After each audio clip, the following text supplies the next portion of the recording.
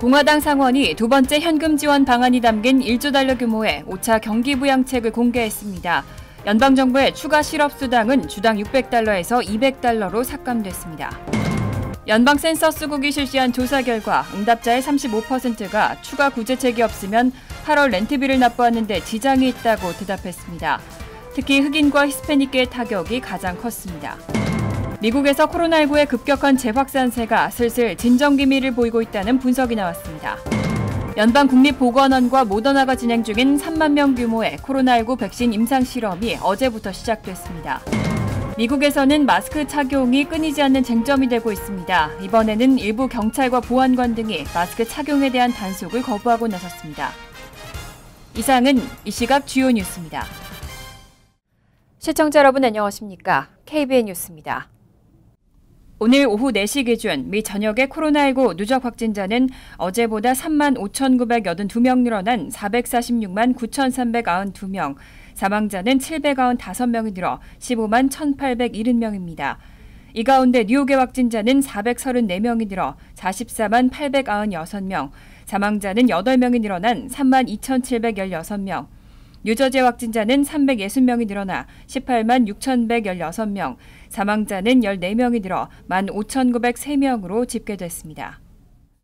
첫 번째 소식입니다. 공화당 상원이 1조 달러 규모의 코로나19 5차 경기부양책을 공개했습니다. 3월에 이어 두 번째로 1,200달러의 현금을 지급하는 방안이 포함됐습니다. 쟁점이 됐던 연방정부의 추가 실업수당은 주당 600달러에서 200달러로 삭감됐습니다. 연방사관 재정위원회가 공개한 경기부양안은 추가 실업수당 축소, 학교 자금 지원, 중소기업 급여 보호 프로그램 등의 내용을 담고 있습니다. 헬스법으로 명명된 법안에는 두 번째 현금 지급도 포함됐습니다. 금액은 1차 때와 같은 1,200달러로 자격도 동일합니다. 1인 기준 연 총소득 7만 5천 달러 이상부터는 지급 액수가 줄어들고 9만 9천 달러 이상이면 지급 대상에서 제외됩니다. 다만 부양가족에 대한 지원은 확대됩니다. 1차 때는 17세 이하 자녀로 제한했지만 이번에는 연령에 상관없이 500달러씩 지원하도록 했습니다. 쟁점이 되어온 연방 실업수당은 600달러에서 200달러로 삭감됩니다. 이 또한 2달만 시행하고 10월부터는 이전 임금의 70%까지만 제공하도록 하고 있습니다. 백악관과 공화당은 600달러 연방 실업수당이 일터 복귀를 가로막는 요인으로 작용하고 있다며 축소가 불가피하다는 설명입니다. 다만 민주당은 반대 입장을 밝혔습니다. 코로나 사태가 재악화되면서 일터 복귀가 어려워졌기 때문에 600달러를 연장해야 된다는 주장으로 최종안은 민주공화 양당의 협상에 따라 달라질 수 있습니다.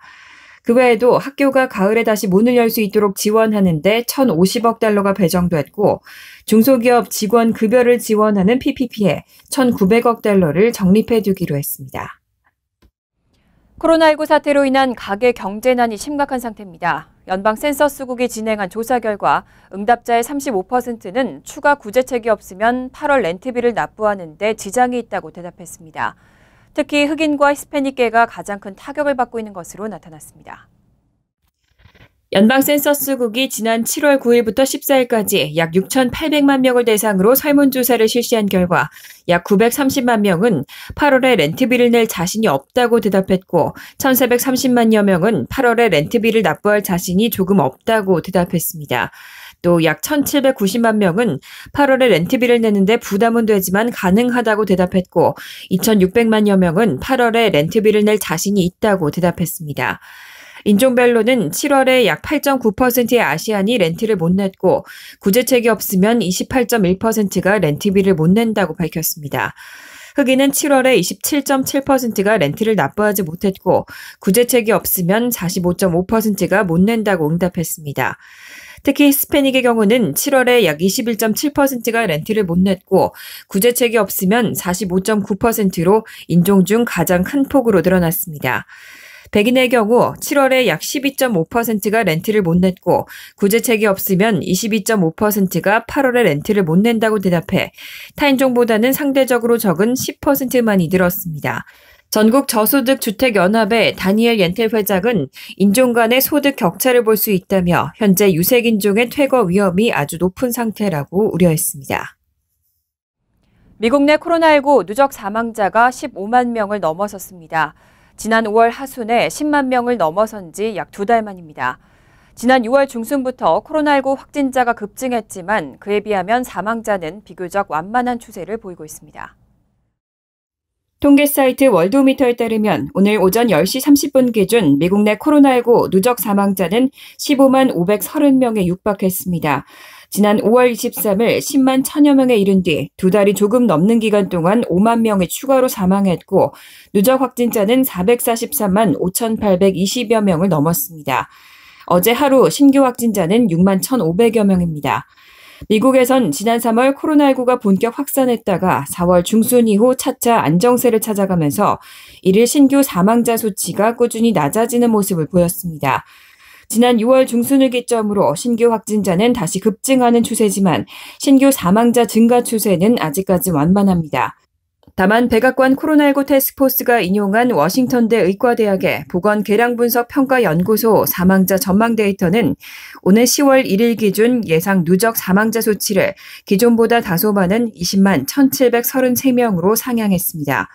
지난달 29일 기준 제시했던 예상 누적 사망자 전망치는 17만 5,167명이었습니다. 새로운 전망치에 따르면 11월 1일 기준 미국 내 코로나19 누적 사망자는 21만 9,863명으로 예상됐지만 마스크 착용이 보편화할 경우는 18만 5,887명으로 줄어듭니다. 미국에서 코로나19의 급격한 재확산세가 슬슬 진정 기미를 보이고 있다는 분석이 나왔습니다. 특히 급증세를 보인 애리조나와 텍사스, 플로리다주에서 최근 확산 곡선이 평평해지고 있는 모습을 보이고 있습니다. 각 주들이 경제활동 재개를 철회한 데 따른 것으로 분석됩니다. 27일 CNN은 미국의 코로나19 신규 확진자가 지난 몇 주간 급격히 증가한 뒤 안정되는 듯한 신호가 나타나고 있다고 보도했습니다. 존스홉킨스 대학 통계에 따르면 지난 7일간 미국 전역의 신규 확진자 수는 하루 평균 6만 6천 명을 조금 밑돌았습니다. 여전히 높은 수치지만 지난 10일 사이에는 최저 수준입니다. CNN은 지난 6월 경제활동 재개 이후 빠른 확산이 나타난 애리조나와 텍사스, 플로리다 등에서 최근 확산 곡선이 평평해지거나 신규 확진자가 소폭 줄었다고 분석했습니다. 코로나19 재확산으로 각 주들이 지난달 경제활동 재개를 철회한 데 따른 것으로 풀이됩니다. 백악관 코로나19 태스크포스의 데보라 벅스 조정관도 지난주 4주간 상황 악화를 겪은 텍사스, 캘리포니아, 애리조나, 플로리다에서 일부 안정세가 보이기 시작했다고 말했습니다. 다만 CNN은 이런 확산세 둔화 조짐이 지속될지 말하기에는 아직 이르다고 지적했습니다. 지난주 50개 주 가운데 22개 지역에서 직전주보다 신규 확진자가 증가했고 20개 주는 안정세를, 8개 주는 감소세를 보였습니다.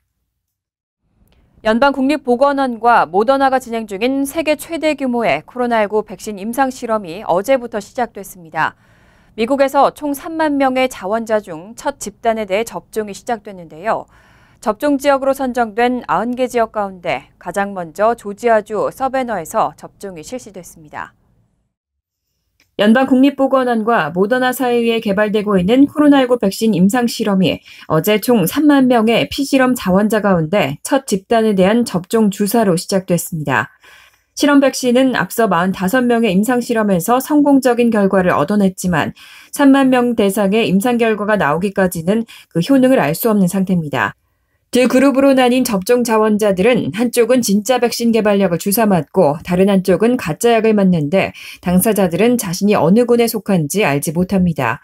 2번에 걸쳐 접종한 뒤 과학자들이 일상생활을 영위하는 피접종자들을 면밀히 관찰하고 어느 그룹이 감염에 취약한가를 추적합니다. 모더나는 미국 전역에서 90개 지역을 선정해 순차적으로 실험 접종을 실행하는데 먼저 조지아주 서버나에서 접종 주사가 실시됐다고 밝혔습니다. 모더나에 이어 8월에는 미국에서 옥스퍼드대의 최종 실험이 시작되고 그 뒤에 9월에 존슨앤존슨, 10월에는 노바백스의 최종 실험이 예정돼 있습니다.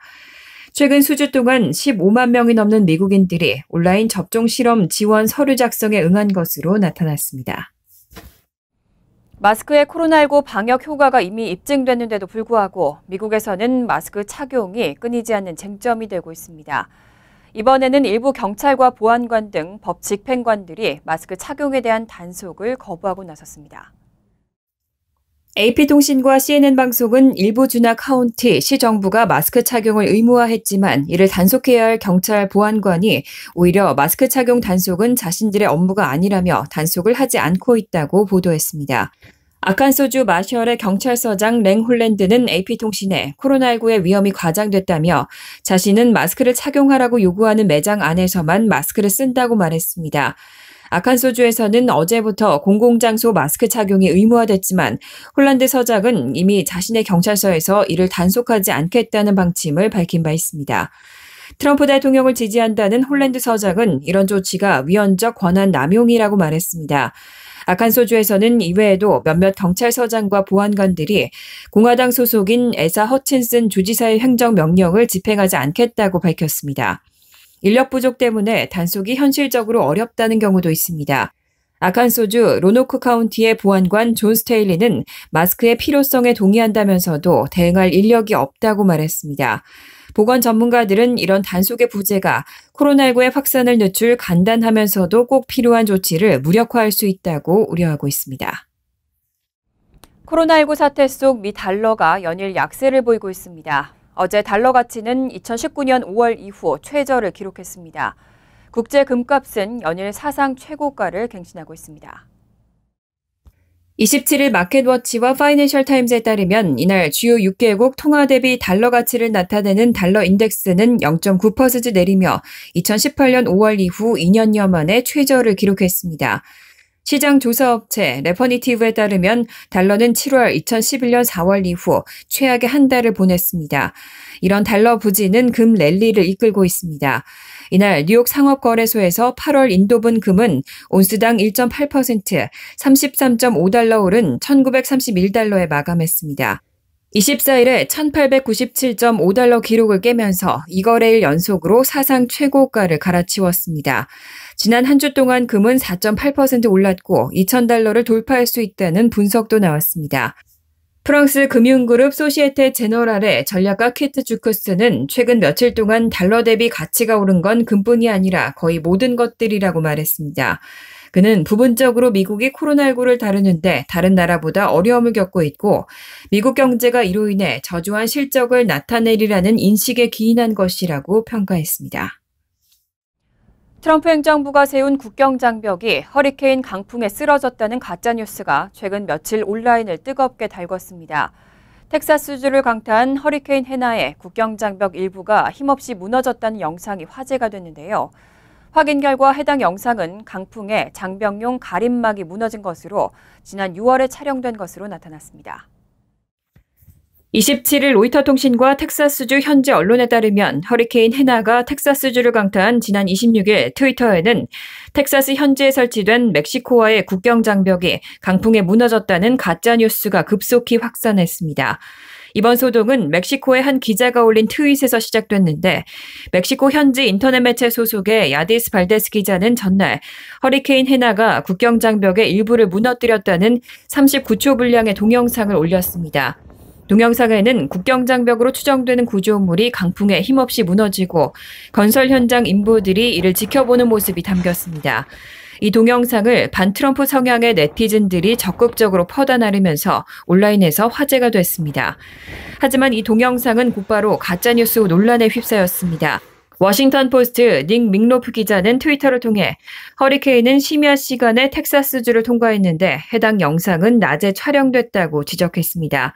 미 세관 국경 보호국도 성명을 내고 해당 영상은 지난 6월 뉴멕시코주 데밍 인근의 국경장벽 건설 현장에서 촬영된 것으로 보인다며 당시 강풍으로 인해 장벽용 가림막 여러 개가 무너졌었다고 설명했습니다.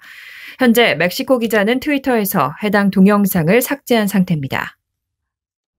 지난 25일 테네시주 멤피스의 한 놀이공원에서는 10대 청소년 수백 명이 들이닥쳐 기물을 파손하는 등 난동을 부린 것으로 알려졌습니다. 마스크를 쓰지도 않은 청소년들이 직원에게 침을 뱉고 기물을 파손하는 등 소동이 벌어져 경찰이 수사를 진행하고 있습니다. 뉴욕타임스 등 미국 언론에 따르면 지난 25일 미국 테네시주 멤피스의 놀이공원 골프앤게임즈 패밀리파크에 10대 청소년 300에서 400여 명이 몰려와 화분을 부수고 카트 차량에 마음대로 올라타는 등 말썽을 부리기 시작했습니다. 현지 경찰에 따르면 이들은 시 당국의 코로나19 예방 조치에도 불구하고 마스크를 착용하지 않은 상태였습니다. 10대들이 서로 싸우는 등 상황이 악화되자 관리인은 놀이공원 문을 닫기로 했습니다. 관리인이 추후 사용 가능한 수단으로 입장료를 적립해주겠다고 했지만 성난 10대들은 실내로 몰려가 환불을 요구하며 기물을 파손하기 시작했습니다. 소셜미디어에 공개된 영상에 따르면 50여 명의 10대들이 몰려와 직원에게 침을 뱉고 욕설을 퍼부었습니다. 또 카운터에 설치된 플라스틱 가림막을 내동댕이 치고 금속 기둥을 직원들에게 던지기까지 했습니다. 놀란 직원들은 지하로 피신해 바리케이드를 쳤고 한 직원은 골프채를 든 채 공격에 대비하기까지 했다고 관리인이 전했습니다. 현지 경찰은 난동을 부린 10대들이 누구인지 파악하고 있다면서 차량을 파손한 13살 청소년 한 명을 소환했다고 밝혔습니다. 놀이공원 측은 57년간 공원을 운영하며 이런 일은 처음이라며 보호자 없이 10대만 입장하는 경우 출입을 금하겠다고 밝혔습니다.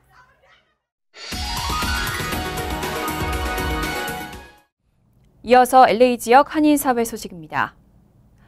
최근 LA 지역 식당들의 실내 서비스 영업이 금지되면서 점점 야외 공간을 활용하는 업소들이 늘고 있습니다. 수많은 식당들이 모여있는 대형 쇼핑몰도 공용 주차장에서 식사를 할 수 있도록 테이블을 마련하는 등 다양한 방안을 모색하고 있습니다. 여준호 기자가 보도합니다. 한인들도 많이 찾는 글렌데일 갤러리아 쇼핑몰의 주차장. 주차장 내 한 구역에 일정한 간격으로 수십여 개의 테이블이 놓여 있습니다. 쇼핑몰의 실내 영업이 금지된 후 몰 안의 푸드코트를 비롯한 수많은 식당들이 픽업과 배달 서비스로만 영업이 제한돼 어려움을 겪자 궁여지책으로 대형 주차장의 공간을 야외 패티오로 만든 것입니다. Even though it doesn't look very glamorous, people still appreciated that and responded to it. 쇼핑몰을 방문하는 사람들은 식당 음식을 픽업한 후 주차장에 마련된 야외 패티오에서 식사를 할 수 있습니다. 투고나 픽업 서비스에 지쳐있던 고객들의 반응도 나쁘지 않습니다. Shady down here, you get a nice little cool breeze. Everybody's a lot more than 6 feet apart.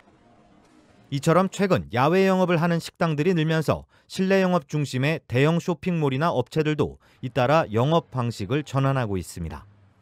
최근 패서디나시는 유명 쇼핑몰에 모여있는 한가운데의 거리를 막아 야외 패티오로 전환하기도 했습니다.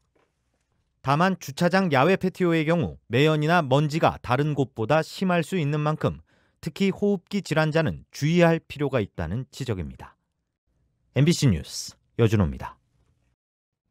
최근 LA에서 코로나19 감염 추적 조사 요원을 사칭해서 개인정보를 빼내는 스캠이 기승을 부리고 있습니다. 당국이 주의를 당부하고 있습니다.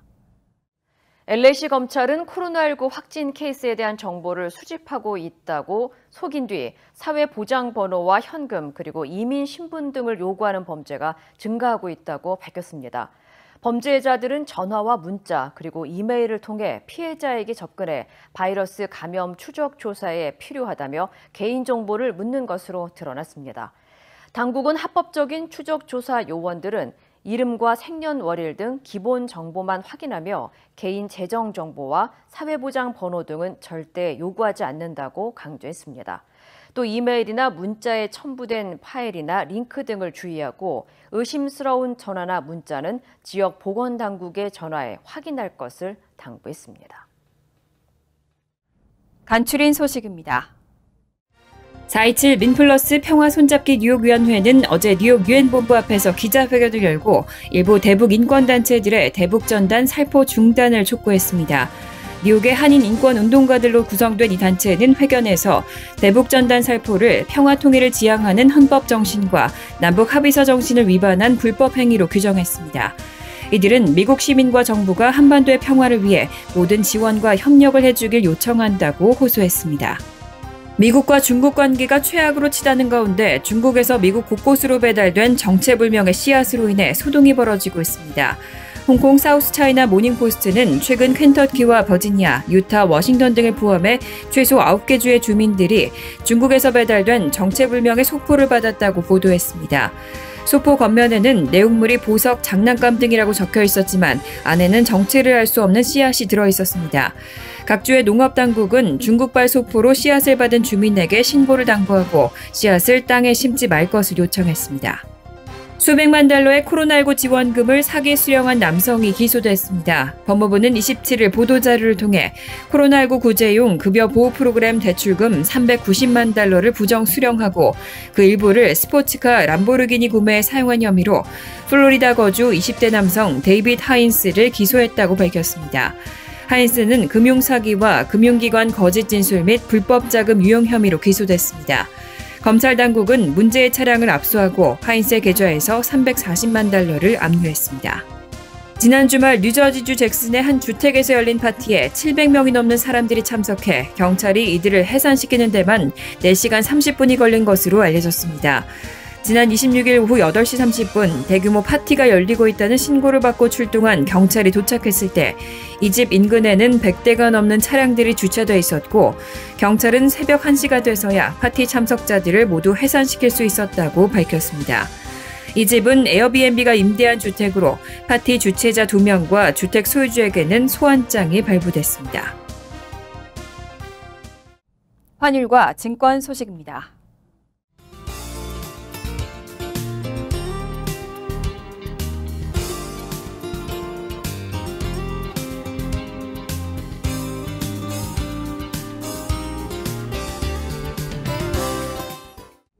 이어서 날씨입니다. 수요일은 화창하겠습니다. 낮 최고 기온은 92도, 섭씨 33도, 밤 최저 기온은 75도, 섭씨 24도로 예상됩니다. 목요일은 가끔 구름이 끼겠고 한때는 약하지만 천둥번개나 소나기 가능성이 있겠습니다. 금요일 역시 가끔 구름이 많겠고 적지만 소나기와 천둥번개 가능성이 있겠습니다. 이상으로 KBN 뉴스를 마칩니다. KBN과 함께 즐거운 저녁 되시기 바랍니다.